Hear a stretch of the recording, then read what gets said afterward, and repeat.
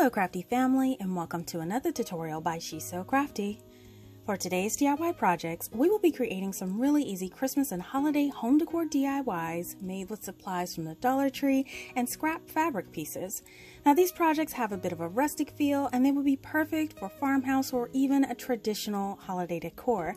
Now as always, all of the projects I create have complete supply lists in the description box so you can use it for reference as you gather up your supplies. Now before we start, I have to say hey to all of my subscribers, and if you're a new visitor to my channel today, I hope you consider subscribing as well and stick around to enjoy these crafts and the different tips and tricks that I will share along the way. So now let's just jump right into these projects. Now this project is a galvanized look holiday deer decor. We're going to need one of these jumping deer decor pieces from the Dollar Tree. And we'll need some poster board from the Dollar Tree that we'll be turning into this metal looking sheet. So what we're going to do is first we're going to take that deer, and as you can see it sheds like crazy, so we're going to control that. So we're going to add Mod Podge all over the surface of the deer. You want to make sure you remove your tags and also remove that hanging ribbon. Don't discard it, we'll be using that to hang our deer later. Now I am using some matte Mod Podge. You can use whatever sheen that you like, but I like matte Mod Podge to seal in all of the projects that shed. So I'm going to completely cover the front, including the antlers and the entire edge of the deer.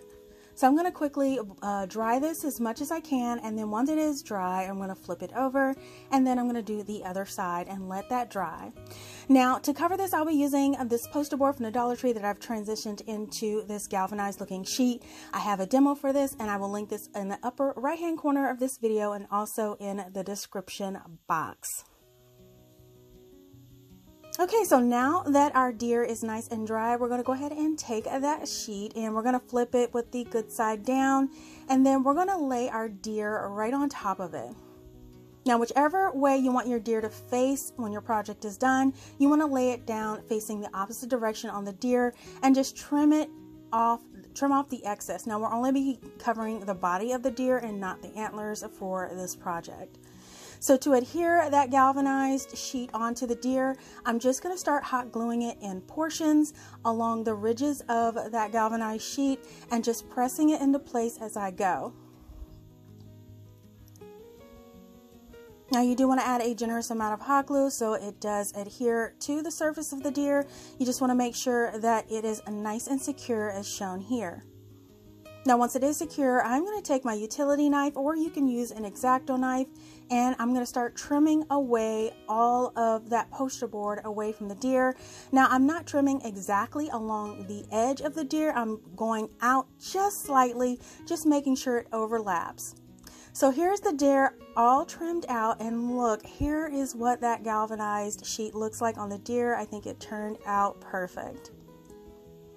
So I wanted to give my galvanized finished a rustic look. It looks too shiny and new, so I'm going to age it a little bit. So I'm taking some of this barn red acrylic paint along with a little bit of black, and I'm going to mix them together to form the perfect rust color for my deer.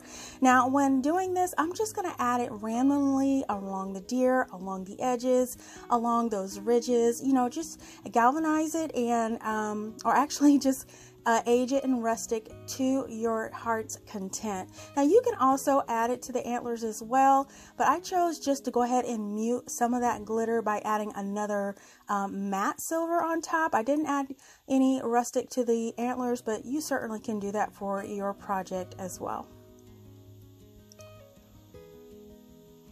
So here's everything nice and dry with the deer, and now I'm just going to finish it off with an embellishment. I'm going to use a bunch of greenery here with some berries, and all I'm going to do is I'm going to tie them together with a piece of jute twine just to make sure that they stay all together on the project. Now I didn't want to hot glue these onto the project because I want it to be interchangeable and I could change out the decor as I wish. So all I'm going to do to secure this onto my deer is use some of this gingham buffalo check style ribbon, and I'm just going to tie a little bow around it, securing that little berry bundle right on top and then trimming that ribbon off. Now I'm just going to adjust it to my liking, and when that's all done, just add your hanging ribbon back to the antlers, and you're ready to put this on display. And here is my sweet little deer on display, and it turned out really amazing. Now I just love using my faux metal technique in my projects, and it looks so realistic. And to finish it off, all you have to do is add some greenery, some ribbon, or any embellishment of your choice to finish up your look.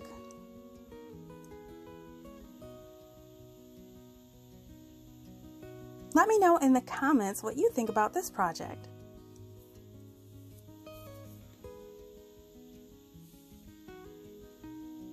Now this project is a set of fabric Christmas trees. So you're going to start off with some fabric of your choice. And I'm going to need 3 tree slices, and these are sold at the Dollar Tree, and some 10-inch dowels from the Dollar Tree. So I'm going to start off with my fabric piece, and this is actually a table runner that I got on clearance from Dollar General. So in order to make my tree, I took a piece of printer paper, folded it in half, and I'm just going to quickly sketch half of a tree, just a really simple design on half of this printer paper as shown here. And then I'm going to cut it out, making sure that I cut it about 1/4 of an inch bigger than the actual tree.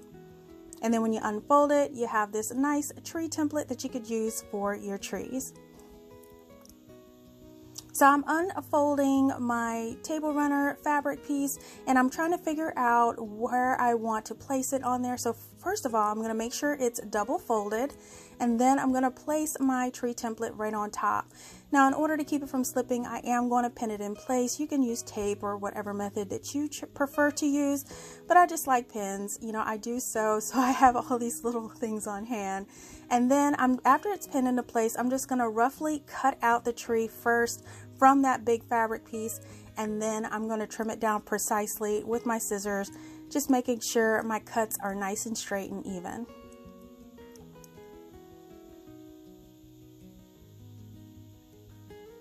So here's my tree all cut out, and when you unpin it, you'll see you'll have 2 layers, so you'll have 2 different pieces for your tree. And I'm going to repeat this 2 more times. Now I did cut out some extras for other projects, but I wanted a variety to choose from for my project, so I chose these 3 pieces here for my tree.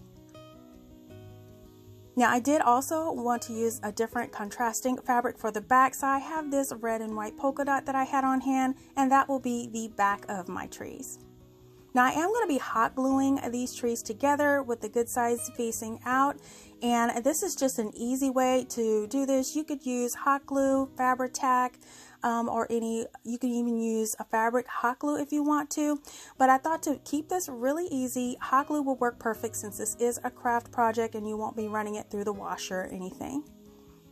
So here's my tree all nice and glued together. You do want to make sure the bottom does stay open. And then I'm going to take some stuffing and just carefully stuff your tree. Now I like to buy those big body pillows from Walmart and use those for stuffing. They seem to be a little bit cheaper than buying polyfill, so that's what I use. So I just want to stuff the tree nice and tight, and then I'm going to add hot glue to the bottom on each side, making sure you leave about a 1-inch opening at the bottom, and make sure those edges at the bottom are nice and even. And here is one of the stuffed trees. Now as an option, I'm going to take my 2 other trees, and I'm actually going to sew these together as an option, and I'm just sewing it with a 1/4 inch seam allowance. So if you do have a sewing machine, that would be pretty easy to do as well. And then I'm going to go ahead and stuff these, and here are all 3 of my stuffed trees ready to go. So now I'm going to take my dowels, and I'm going to sharpen the end with a pencil sharpener. And once I get a nice good point, I'm able to insert it into the bottom of the tree, and I'm just going to wiggle it back and forth, working it through that stuffing of the tree until it gets all the way to the top and it's nice and snug inside of that tree. Now here are all 3 trees with my dowels, and now you have that little opening at the bottom, and we could just close that up with a little hot glue. Just squeeze just a little into that opening, and once you get it in there, you just want to pinch the bottom to make sure it's nice and sealed.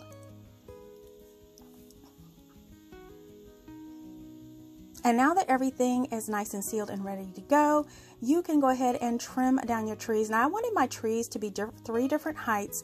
So for the 2 trees on the side, I am trimming them down about 1 inch. Now I'll be making adjustments as I go, but feel free to adjust the heights of your tree to your liking.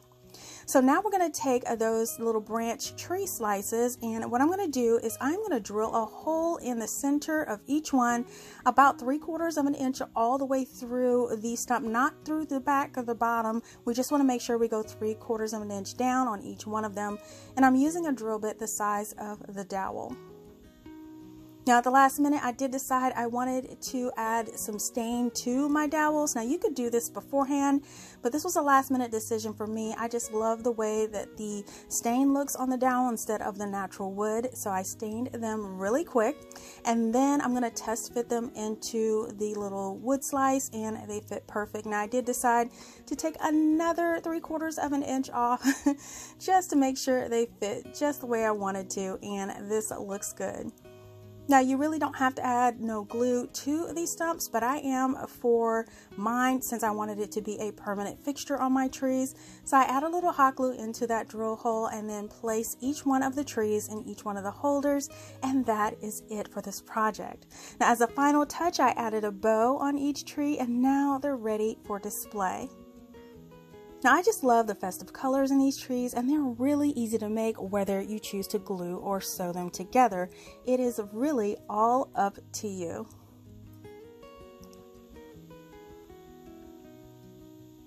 And these little branch slices were the perfect base for these too. Now I really do hope that you give this tree project a try.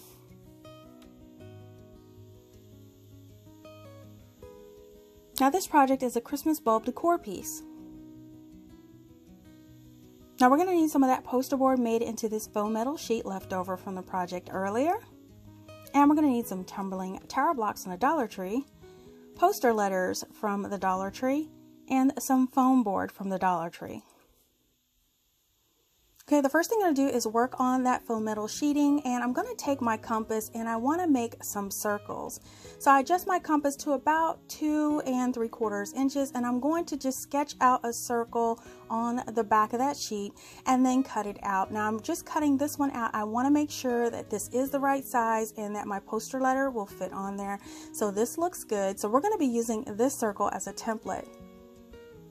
Now what I want to do is we need 9 of these circles, so I'm just going to trace this circle 9 times, and it's easy to trace it by laying it on the galvanized pattern. And here are the remaining circles that I need to cut out, and here they are ready to go. So now just set that to the side, and we're going to start working on our frame. So I'm going to be using my tumbling tower blocks, and grab that carpenter square to make sure it's nice and straight. So the first set of blocks, we're going to grab 5 blocks, and we're going to be making 2 sets of 5 blocks. And I'm just going to be gluing these together with my hot glue. No need to use wood glue or any other advanced glue, since this will be adhered to the foam board for extra strength. So once you get your 5 blocks together, here's what it looks like, and we're going to repeat this until we have 2. Now the next set of blocks we're going to be joining together is a row of 10 blocks. Now once we get all 10 in a row, we're just going to glue them the same way together as we did the 5 block sets, and we are going to make 2 of those as well. Now that all our blocks are done, we can start joining our frame together, and we're going to join it together as shown here. So once you get it laid out, add that hot glue to the corner. You want to press it until it dries, and then when it does seal up, we can just go ahead and flip it over and add the other side to it.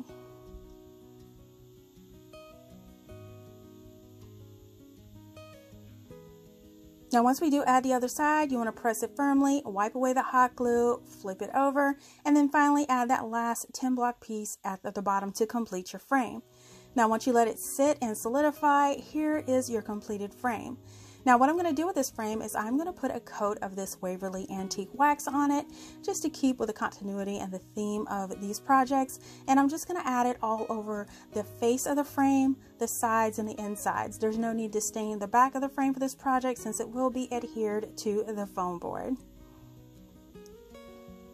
Now, once the frame is nice and dry, we're going to take that piece of foam board and we want to make sure that it'll fit on the back of our frame. So you want to sit your frame on your piece of foam board, and what you want it to do is you want your frame to peek out about 1/4 to 1/8 of an inch around the edge. Now, my piece of foam board was a little big, so I'm just going to trim it down a little bit, and then I'm going to make sure it fits by laying it on the back, and this is the perfect fit, just like we want it. So now what we want to do is I decided to add some fabric because I did initially want the background white, but I wanted to add some of this polka dot fabric to the background. So I'm just taking some of the scrap fabric and I am just gonna hot glue it to the foam board all the way around, starting at the bottom and then pulling it really tight and wrapping it around the top. Now it's important that you get the fabric nice and pulled, nice and taut, so your design on the front will fit perfectly as well. So I'm going to fold in those corners and then fold over that edge onto the hot glue, and then just repeat this for the other side. Now here's our board all nice and covered, and since this will be shown on the back, I am just going to cover the back of the project. I just love my finished projects to be finished on the back as well, and I'm adding some of this thick craft paper to the back of my project. I'm just going to add hot glue around the edges of the back of that foam board and then secure it in place. Now, I made this project to be a shelf sitter project, but if you wanted it to hang, you can easily hot glue some jute twine on the back to add a hanger to the back of this project, since it is really lightweight.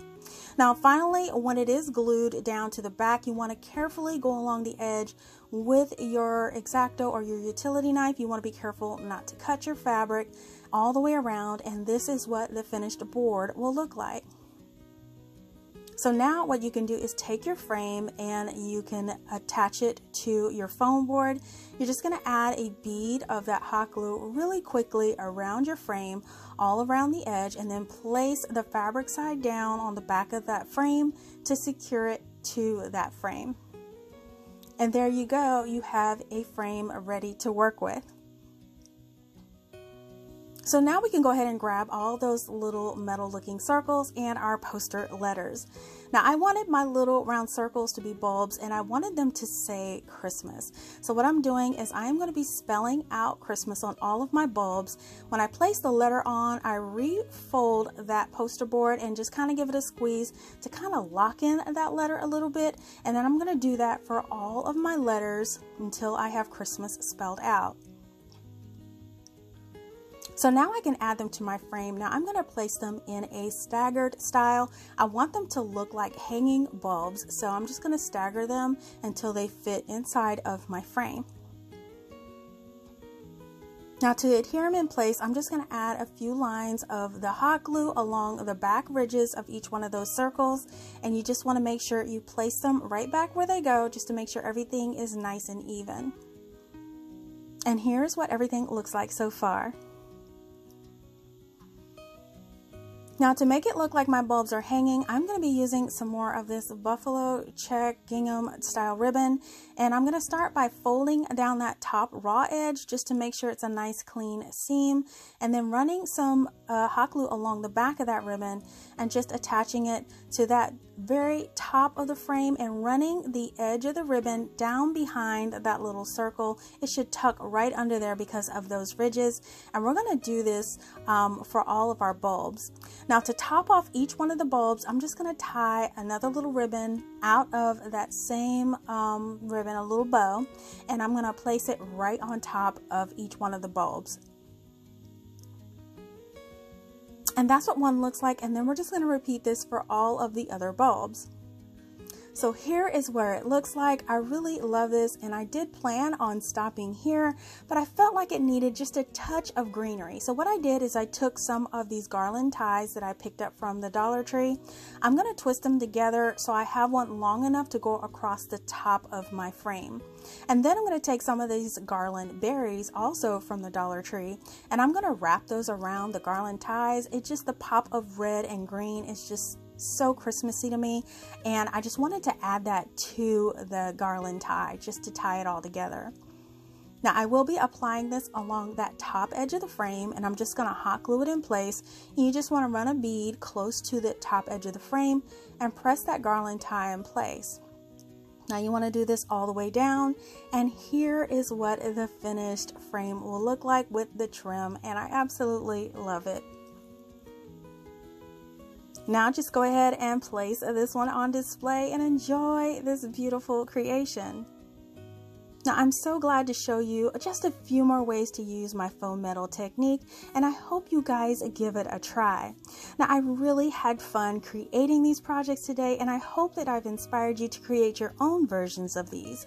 And as always, I love them all, but let me know which one of these projects was your absolute favorite today. Be sure to let me know in the comments.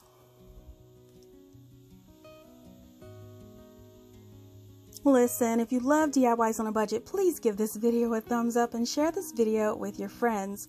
Make sure that you're following She's So CraftDee on Facebook, Instagram, TikTok, and Pinterest for the latest news, sneak peeks, and giveaways. Now, if you like videos like these and you don't want to miss the next one, make sure you're subscribed by clicking that subscribe button below, or just click on my She's So Crafty logo on your screen, and make sure you hit that bell to be notified when the next DIY goes live. Thank you so much for watching, and I'll see you all next time.